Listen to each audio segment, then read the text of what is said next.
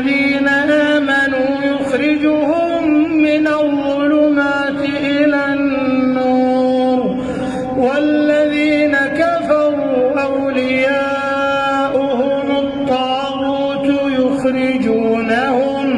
يخرجونهم من النور إلى الظلمات، أولئك أصحاب النار هم فيها خالدون. ألم تر إلى الذي حاج إبراهيم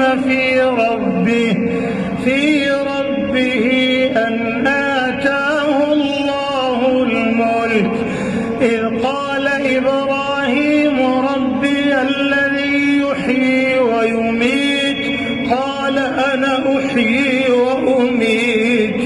قال إبراهيم فإن الله يأتي بالشمس من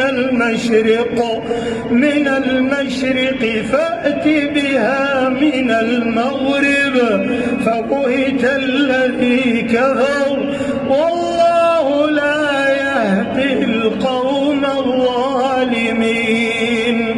أو كالذي مر على قرية وهي خاوية على عروشها، قال أنى يحيي هذه الله بعد موتها، فأماته الله 100 عام ثم بعثه، قال كم لبثت؟ قال لبثت يوما أو بعض يوم، قال بل لبثت 100 عام، فانظر إلى طعامك وشرابك لم يتسنه، وانظر إلى حمارك ولنجعلك آية للناس.